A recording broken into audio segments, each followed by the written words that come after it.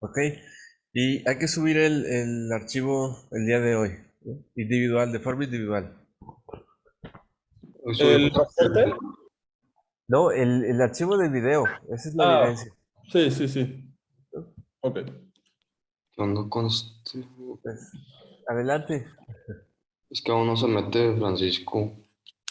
Pues, lo siento. Ok, bueno. No. Yo me echo lo del señor. Vaya, ya Ay, se. ah, bueno. Bueno, ok. Buenos días. Somos el equipo 4, ingenieros especializados en geotécnica y diseño de cimentación, y venimos a presentarle nuestro estudio geotécnico de memoria de cálculos de cimentación. La ubicación es en el municipio de Escobedo, Nuevo León, y básicamente es la fraccionamiento Brianza de Etapa 2, cerca del Cerro Topo Chico.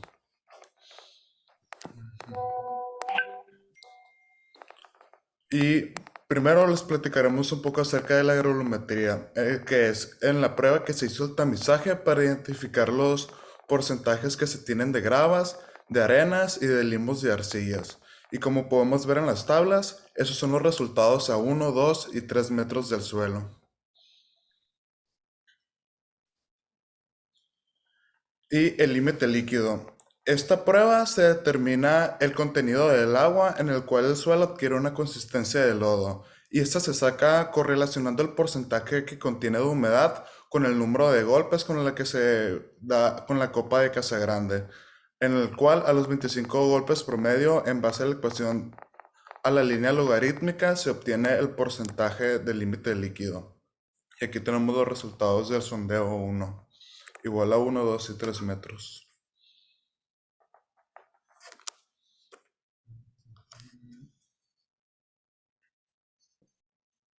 Los límites plásticos.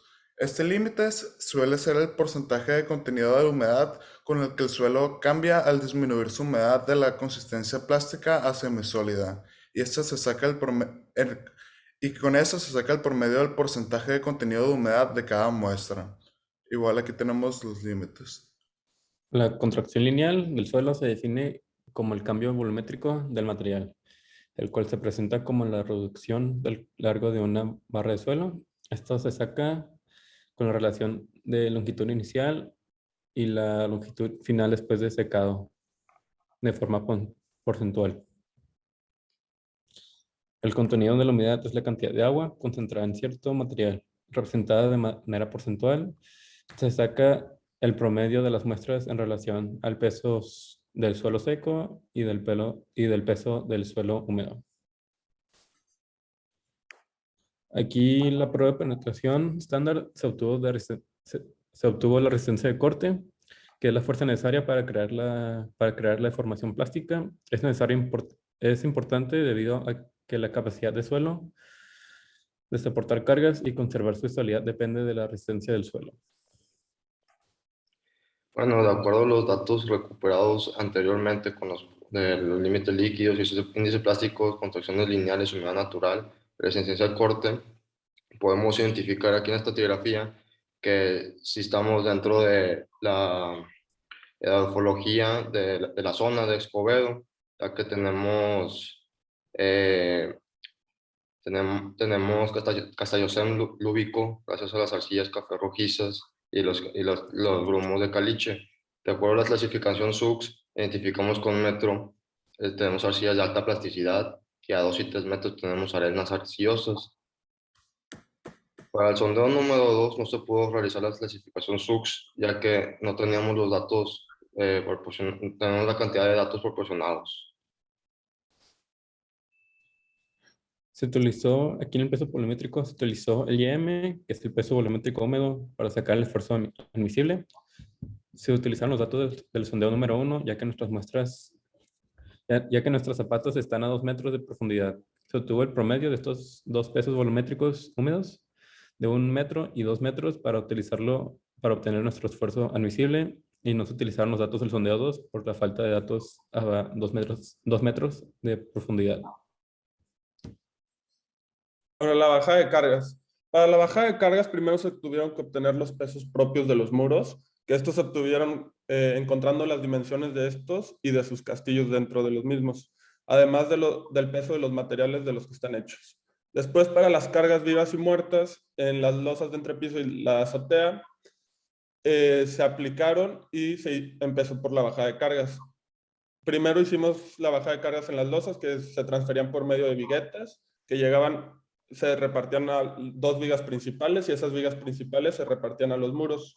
En el caso de la losa de entrepiso, tenía columnas también, por lo que una parte del peso de las viguetas o las cargas de las viguetas se transfería a la viga principal y esta las repartía a esas 2 columnas y por debajo la zapata aislada.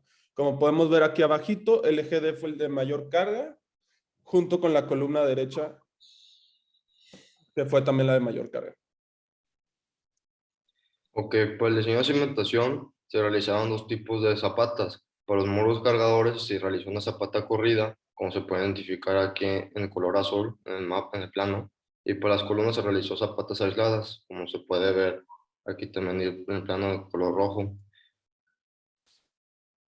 Para sacar la carga admisible de las zapatas aisladas, se utilizó la fórmula Terzaghi para poder sacar las zapatas aisladas. Se convirtió el peso volumétrico antes obtenido de los metros del sondeo 1 a kilonewtons metro cúbico.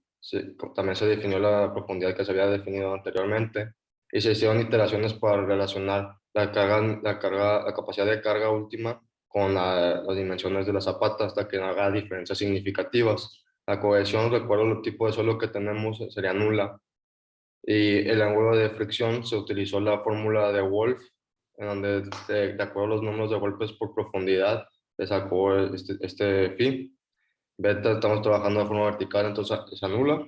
Y como decíamos anteriormente, la capacidad de carga se utilizó con la fórmula Terzaghi.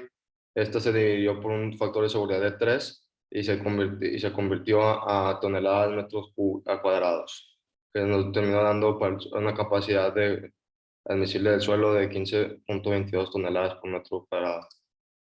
Como se puede ver aquí en nuestras dimensiones de zapata, tenemos un muro con una columna de 0.4 por 0.25 con un peralte total de 15 centímetros y un ancho de 60 metros.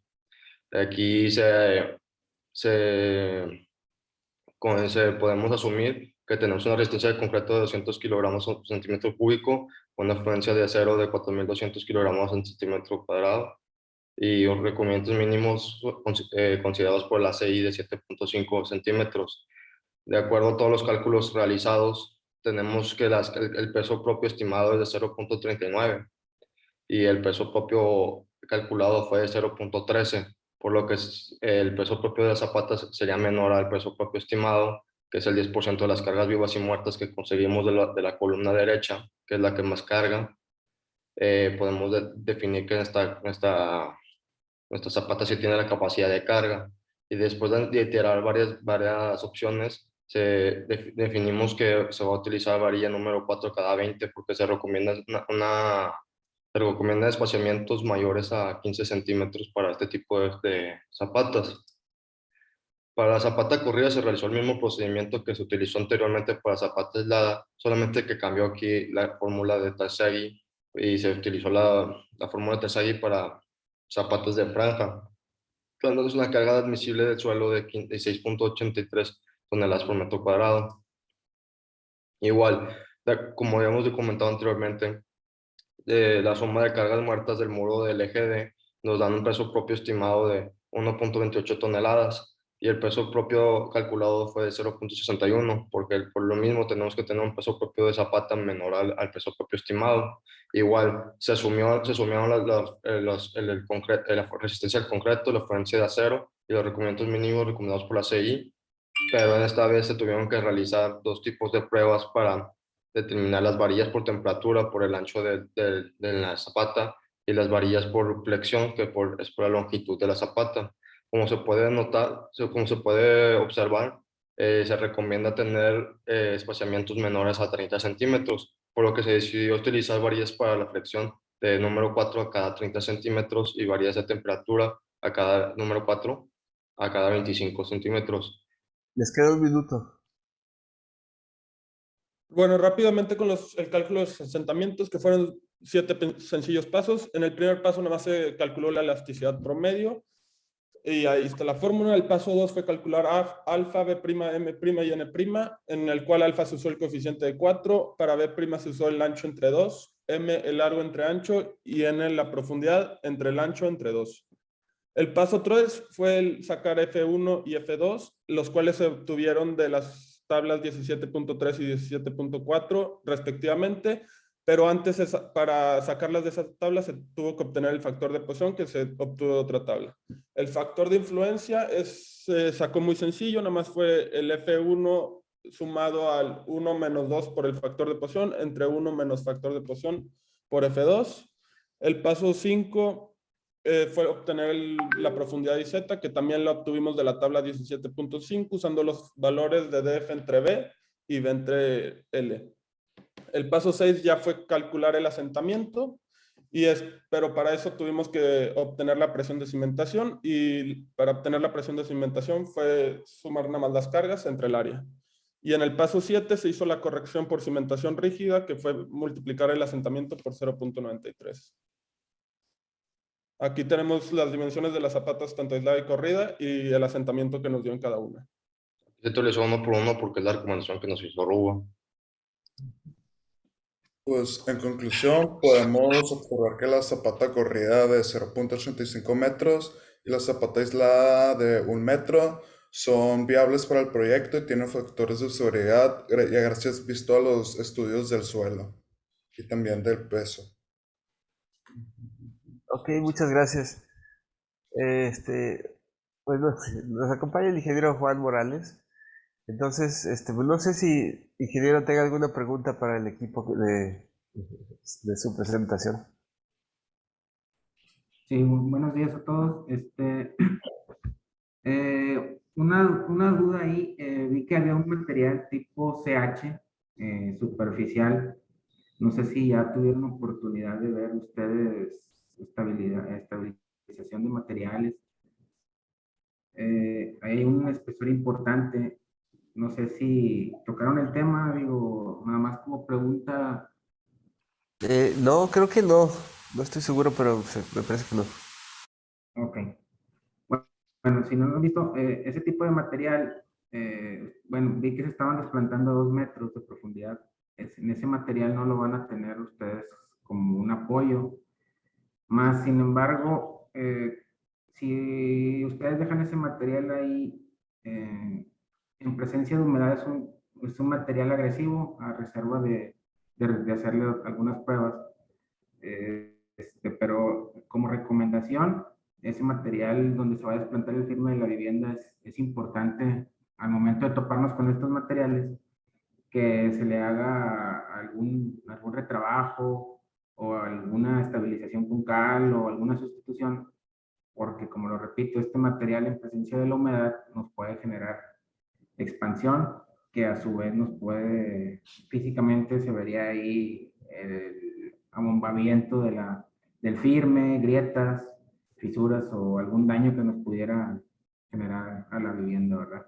Entonces nada más es como una recomendación para que lo tengan en cuenta en futuros proyectos, ¿verdad? Muchas gracias, ingeniero. Y otra observación.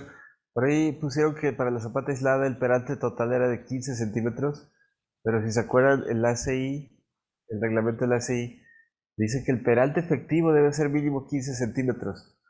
O sea que el peralte total quedaría de 15 más el recubrimiento. Vamos al recubrimiento de mínimo de 7.5. Ajá, sí, Ok, nos faltó sumar eso. ok. Bueno, pues sería todo. Muchas gracias. Gracias. Acuérdense de subir el archivo el día de hoy individual, ¿verdad? Cada quien tiene que subir su archivo del video. Muchas gracias. Gracias, profe. Así es. Dale. ¿Quién está grabando para que lo deje de grabar?